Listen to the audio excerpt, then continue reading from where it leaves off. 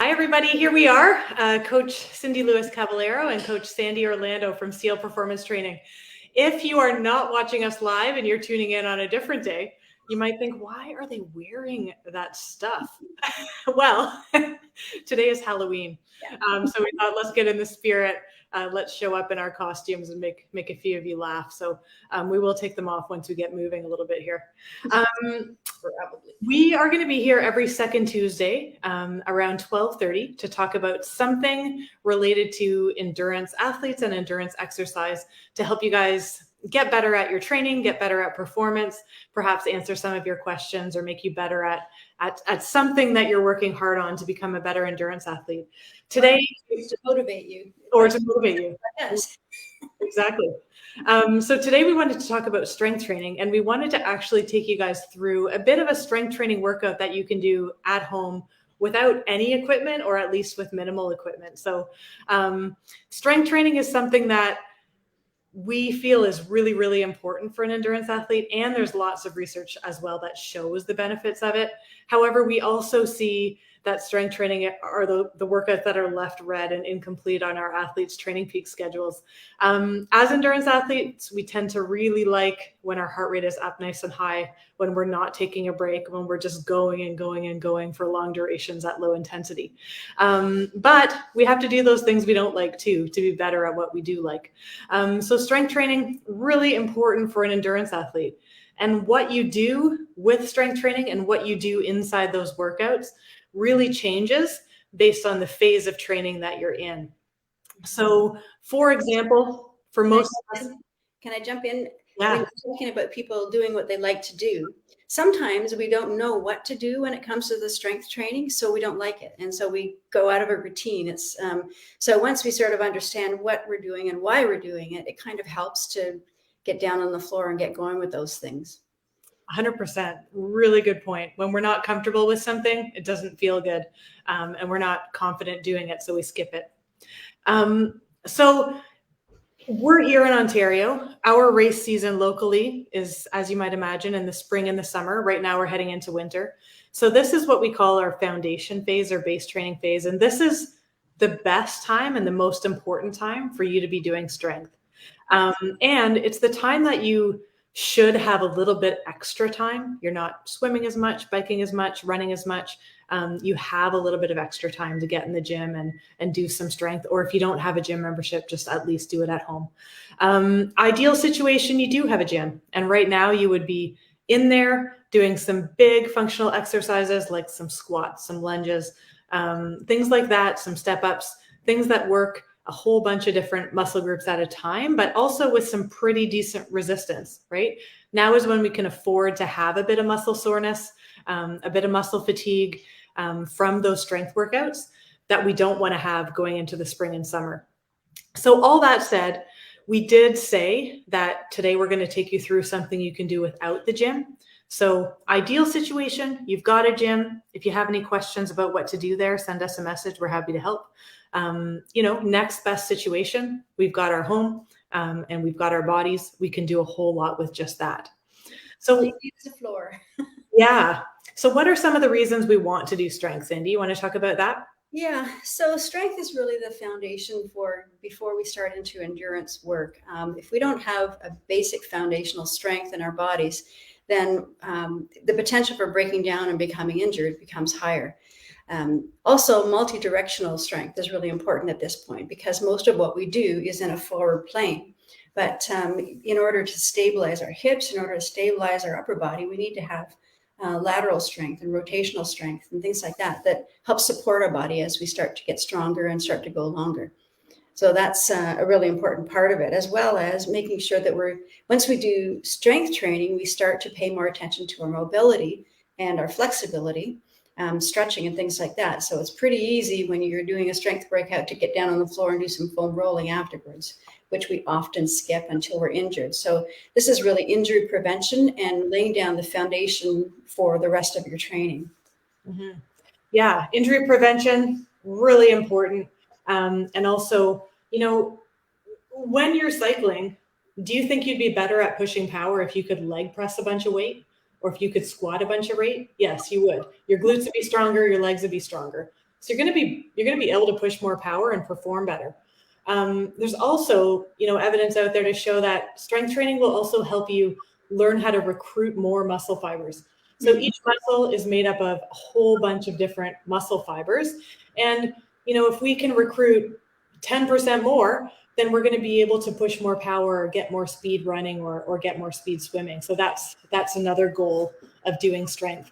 And like Sandie said, just be able to recruit your core muscles, be able to be strong and functionally strong in different directions. So really important. And we hope that you guys learn how you might be able to take some strength work and implement it into your own program if you're not doing so already.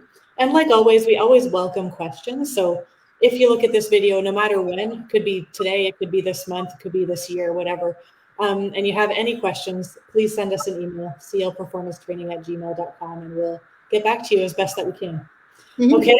One of the things that I wanted to point out when you were talking about being able to push power on the bike, also upper body, if you're working on your back body and you've got strength and posture, it's really going to help you when you're cycling so that you're not getting too tired and letting your head drop and getting a sore neck when you're on in aero, but also swimming. If you've got a strong back body and you've been working your lats, you're going to have a much stronger pull and a much stronger swim altogether without the risk of injuring shoulders and things like that from overuse.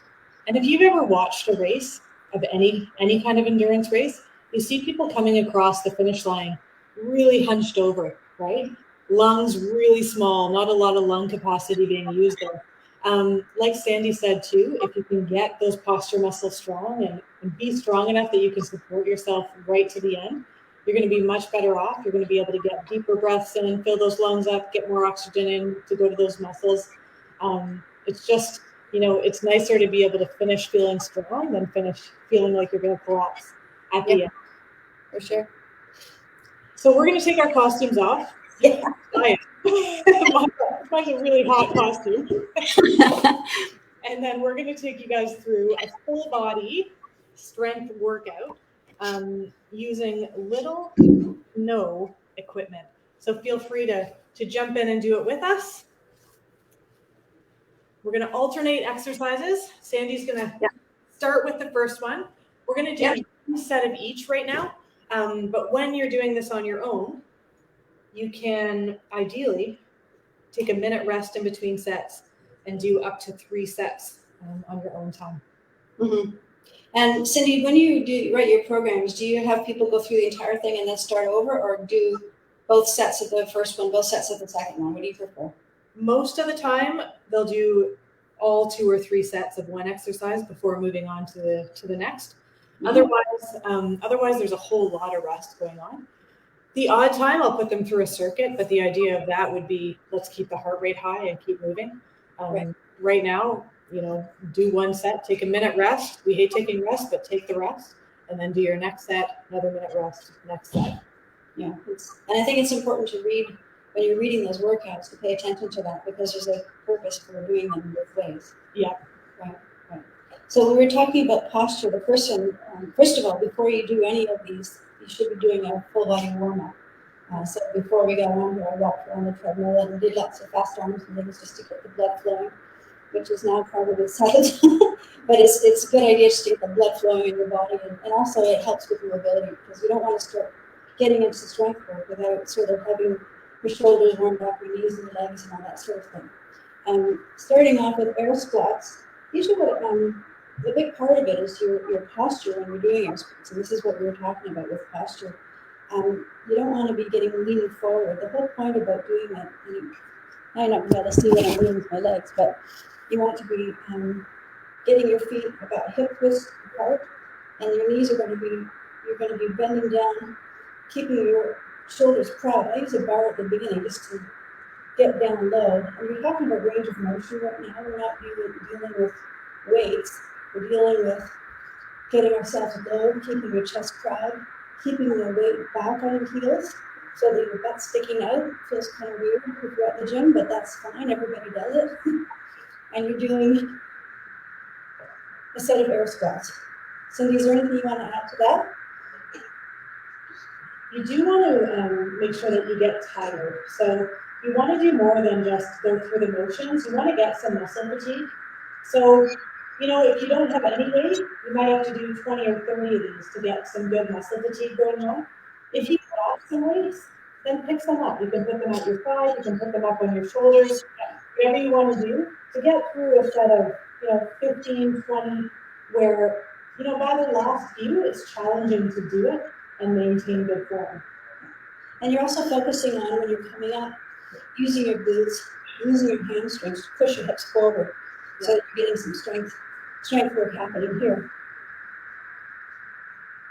I haven't counted, so that's an air squat. Lots of variations for that one. And then you also can get into weighted squats. So when you're doing a full body workout, I tend to alternate a lower body exercise with an upper.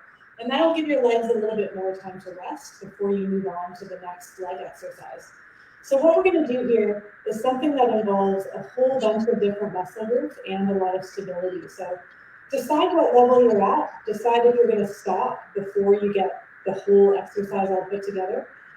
Just make sure that you can hold the position, that you can do it with good form, rather than trying to do the whole exercise to the highest level of difficulty. When your pelvis is not balanced, your back is not neutral, and that kind of thing. So what we're going to do is we're going to get down into a high plank to start. So you want to ideally have a mirror or something where you can see yourself, right? So I can see if my bum is going up here, or I can see if it's sinking down. You want to be in a nice straight line with a neutral lumbar spine or low back posture.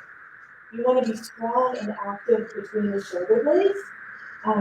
Feel those postural muscles working, and your elbows should be pretty straight here. You want to make sure that your core is solid. So I want to feel like if someone, was to punch me in the belly, it wouldn't hurt. It would kind of bounce right off. But at the same time, I should be able to breathe. All right. So nice, solid core. If you're doing this and you feel pretty good, what I want you to try is you're going to try to do a row from that position. Okay. So you might do it without a weight, or you might have a weight and be able to do it with a weight. So let's say I don't have a weight. I do have a water bottle full of water. I can use that. Right? So I'm just going to do 5 of those each side right now. 2 and 1. And then if I still feel like I can hold that posture, I'm going to try to hold it while I get myself set up and go through those reps on the other side.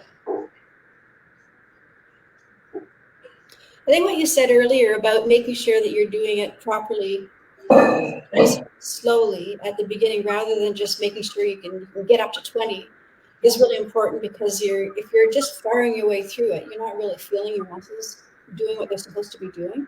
And sometimes with them, I intentionally make myself slow down towards the end just to make sure I'm remembering to hold the posture properly and test myself that way, rather than making sure I can get through really fast, 20 of these things.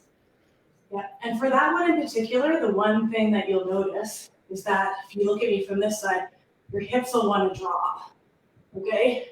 So as you lift with one side, you're going to notice that your other hip wants to drop. So it's really important that you don't go so far that you let that happen. Mm-hmm. So keep that core really tight, keep those hips, pelvis stable and level, and go through that range of motion that way. If you can do 2 and maintain that position and you start to lose it on 3, just do 2. If you can do 10, you can hold that position, then awesome. Get a weight, add the weight, and make it a little more challenging. Just make sure, like we've been saying, we'll be like broken records. You don't go to the point where you cannot hold that form, because that's where we're going to end up hurting ourselves. One of the things that helps when you're doing anything like a plank or a high plank or things like that is if you think about bringing your rib cage and your hip bones together, because that way you're sort of paying attention to engaging your core rather than squeezing your glutes or getting tight somewhere else. That's really where you want to get your strength coming from. So, while you're doing that, just think about bringing those 2 things together, and that helps keep that posture and your back aligned properly. Great. So you're going to show us a forward lunge. Forward lunge. All right. So balance is always something that is a problem. But it's so important because when we're running or doing anything, mostly running, we're always on one foot for a little bit. We need to land on the other. So we need to be able to keep our hips from dropping out each side. And so doing lunges, aside from the strengthening of the legs, also works on some of the stability that you're working side to side and your core to keep that part, keep your body aligned properly and keep that strength. So we're doing just forward lunges. So you're basically just stepping forward and coming down. We're looking to bring your knee down. Of course, you can't see. I'm going to just show my legs. Stepping forward and looking to bring your knee down either to the floor if you can, or just halfway if you're working on it, and then stepping back. So you're trying not to push yourself back. You're looking to get down and then use your muscles to come back up again. If you need to use your running arm in order to do that and alternate, then that's one way to do it. But you're working on keeping your hips forward as opposed to letting them skew sideways and using the strength of your legs to keep yourself in a good position. If you're sometimes going down here and you want to get into a stretch and hold it a bit, it's the same sort of thing. You want to keep your hips forward facing and let the stretch happen through here and then come back up. That's why forward lunge is always such a good one, because you do have the opportunity to give it a stretch there. And you can add weights to it as well. So if that's getting to be a little bit easy, you can hold weights in each hand and you can make that exercise harder. We'll bring that one. There's another lunge that we'll do next, but we'll get back on the floor and do something else first, and then we'll show you the other one that accelerates or advances that as well. Perfect. And then with those lunges, just make sure that you're stepping forward and coming down so that your knee is not coming over the ankle, rather than stepping forward and coming forward. So that's one of the things I noticed that people do, that when they make a mistake, is they're stepping forward and continuing forward, rather than stepping forward and dropping down. Right. And also making sure that your knee is not tracking out or in. You're paying attention to that as well, right? Yeah. So that you're not letting yourself come down and then out that way. You know, that's what part of the balance is, keeping it nice and straight and aligned. So we're going to do everyone's favorite exercise next. We're going to do push-ups. One of the best exercises ever, the push-up. Works your core, works your shoulders, your arms, your back, your chest, all kinds of different muscles all at once, which is one of the reasons why it's hard for a lot of people. But there's a few different options on how to do it to get yourself started and how to progress it when you get stronger. So let's get down on the floor. I'm going to start doing it in this angle, and then I'll show you from the front as well. So you want to place your hands below your shoulders or just slightly wider. If you're like sitting there at home right now thinking, there's no way I can do a push-up at all, try doing it from this box position. So nice strong stomach muscles, nice neutral spine like we've been talking about. Eyes facing down, head aligned with the rest of your spine, and doing them like this. Trying to get your nose right down to the floor.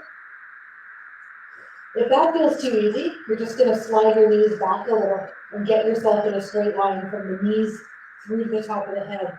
Same hand position, same head position. This time you're coming down, you're touching your chest and your nose to the floor. Okay? Again, if you're a little bit more advanced and you can do a full-on push-up from the toes, that's what we want you to do. So let's get on our toes. Let's look at our posture. I'm lucky I have this video to take a look. I should not be like this. I should not be like this. I should be in a straight line, neutral spine, solid core. Hips and chest hit the floor, and then I go back up. You want to make sure you go up like a board, not like a worm. So we're going to do 10, 5 more.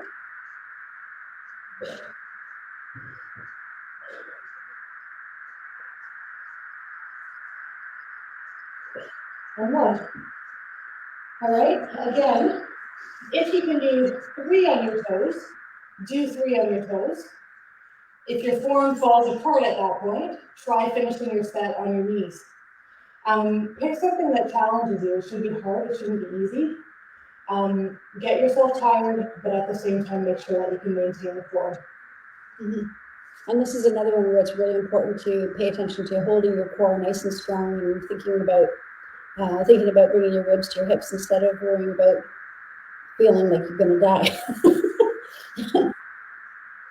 Okay, so reverse lunge with a knee drive. So this is another one where you're looking at balance again and making sure that you're getting a good extension and stretch out, but also you're using some strength to drive your knee up at the end of it. So I may be wobbly on this one, but we're basically stepping back into a lunge and coming forward with to bring your knee up, and then back into a lunge. You're going to notice that this is going to get your heart rate up. It's going to make you really challenge you. You're noticing that I'm having some trouble with keeping my balance because this is my weak leg. And that one, that's going to help you get strengthening things, but also work on your balance and your stability. So if you can do 10 of those, I'm really worried. I think about keeping working on your balance or keeping yourself in control rather than just flinging yourself around. That's where you're going to get the work out of it, right? If you're doing that, if you're having trouble with that, with keeping your balance, you can hang on to a pole for a while and something that will stabilize you. That helps you get started. Or if you happen to have a handy pole in your basement, you can use that. And then to the other side, same thing. Reverse lunge, drop your knee down, bring that same knee up. And you're going to find your heart rate's getting up there. Any comments, Cindy? That's a good point. Your heart rate gets up. You should be sweating during strength. It should be hard, right? You should just start in a different way than your running, biking, and swimming might be. Good job. That's great. Okay. So we talked a bit about posture, and Superman is our next exercise. But I'm going to do it with a little bit of variation to hit those posture muscles a little bit more and a little bit differently. So I'll just change my computer angle a little bit. So typically, you do a Superman on your stomach, arms straight up overhead, and you extend, right? I'm going to show you on my stomach. But instead, our modification today is going to be, we're going to do it in a T instead. So instead of arms overhead, we're going to do it in a T, and we're going to focus on squeezing the shoulder blade retraction, while pushing them down into our back pockets. So shoulder blade squeeze and press down. We're going to hold that position as we do our back extension or our Superman. So let's get down onto our stomach, arms out to the side. We're going to keep our head in line with our spine, right? That's important. So let's try to extend ourselves so we're as tall as possible between our toes and the top of our head. From there, lift up those arms, retract or squeeze the blades together, and push them down towards the back pocket. Let's hold that position through this whole set. And then we're just extending up, a couple seconds, and back down. You can decide if you want to just extend from the upper body, or if you think that that's a little easy for you, you can also lift your legs, try to lift your thighs up off the floor. Still keeping in mind that we want to make ourselves as tall and as long as possible from the toes up through the top of the head. All right, so keep those knees straight, point those toes. And then every couple of reps, remind yourself that we should be holding our shoulder blades retracted and depressed. See if you can improve that, see if you can squeeze even more. We call this a Superman because it's like flying like Superman, right? So think about that. We want to extend, lengthen our bodies. And this is one exercise that, yeah, you'll feel your low back muscles. We're using them to extend along with the muscles in your hips and your hamstrings. But it should feel like you're using them, not like you're hurting them. So it shouldn't be a pain in the low back. It should just be using those muscles. Okay, so once we're done 10 or 12, we're going to take our break. We might sit back on those heels. I always find like this helps me just to relax my low back in between sets of these. Take a couple breaths.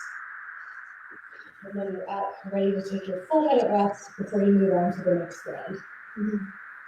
I think it's important to remember that stretching in between is it's not something that gets written into these programs often, but it's really important to sort of do that stretch out afterwards whenever you're doing any of these things, because you want to make sure that you're resting your muscles, but also you're using them, so you want to get the opposite, the contraction and the stretch.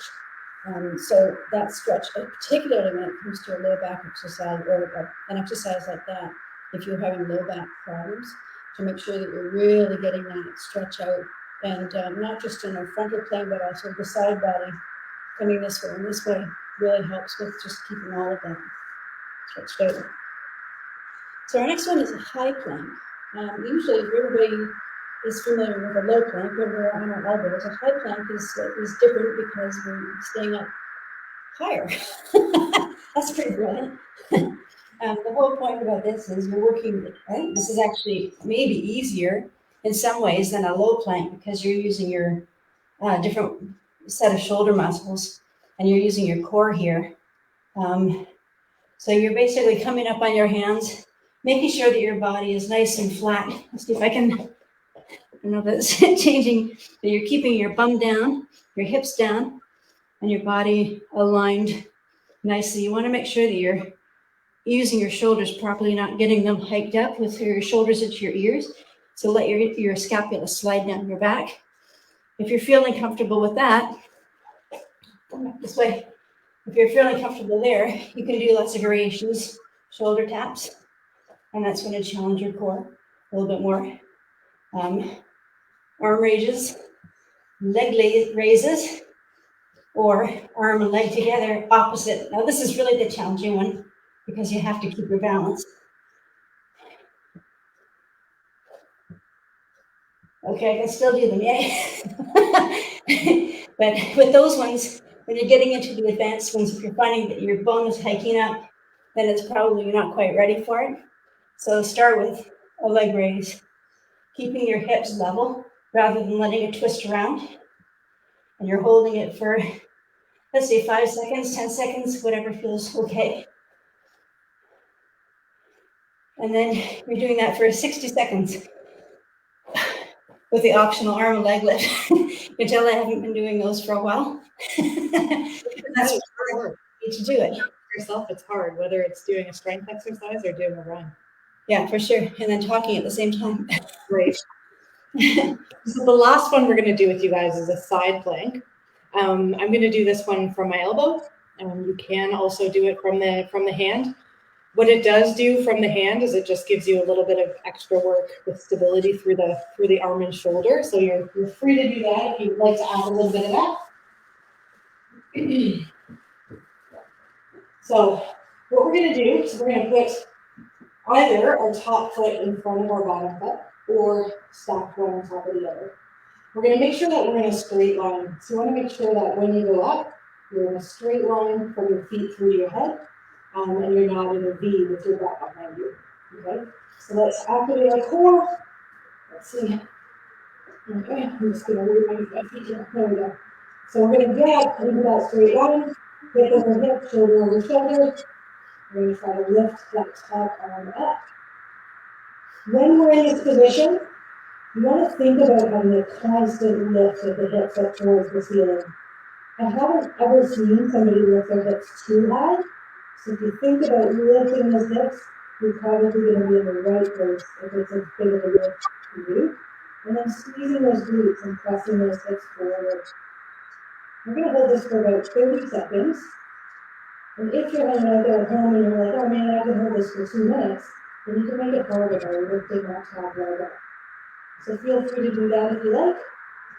We're going to hold it for about 10 more seconds and we're going to switch sides. 5, 4, 3, 2, and then we'll slowly come down. And let's switch it up. Last thing we're going to do.